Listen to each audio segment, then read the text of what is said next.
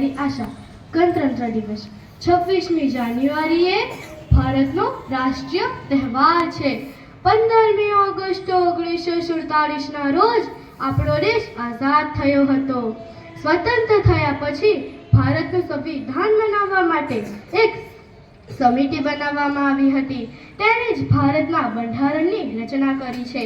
આ બંધારણ ભારતમાં 26મી જાન્યુઆરી 1950ના રોજથી અમલમાં આવ્યું.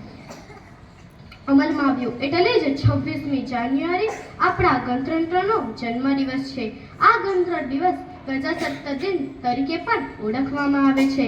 ગણતંત્ર દિવસ ભારતમાં ખૂબ જ ધામધૂમથી ઉજવવામાં આવે છે. આ દિવસે સરકારી ઓફિસો અને શાળા પાઠશાળાઓમાં ધ્વજવંદન અને મનોરંજનના કાર્યક્રમો રાખવામાં આવે છે. ઠેર ઠેર નેતાઓના ભાષણો રાખવામાં આવે છે. સાંજના સમયે મોટા મોટા શહેરોમાં સરકારી ઇમારતો ઉપર રોશની કરવામાં આવે છે. આ દિવસે આપણા દેશની રાજધાની દિલ્હીમાં ખૂબ જ ચહલપહલ રહે છે. કેન્દ્રીય કાર્ય અને રાષ્ટ્રપતિ ભવન શણગારવામાં આવે છે. રાષ્ટ્રપતિ ભવનથી સવારમાં જુલુસ નીકળે છે.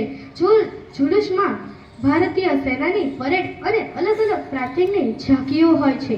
ખરેખર 26મી જાન્યુઆરીએ આપણા માટે ગૌરવનો દિવસ છે. આ દિવસે આપણે આપણા દેશને ગૌરવ અપાવવા માટેની પ્રતિજ્ઞા કરવી જોઈએ. ભારત માતા કી જય! ભારત માતા કી જય!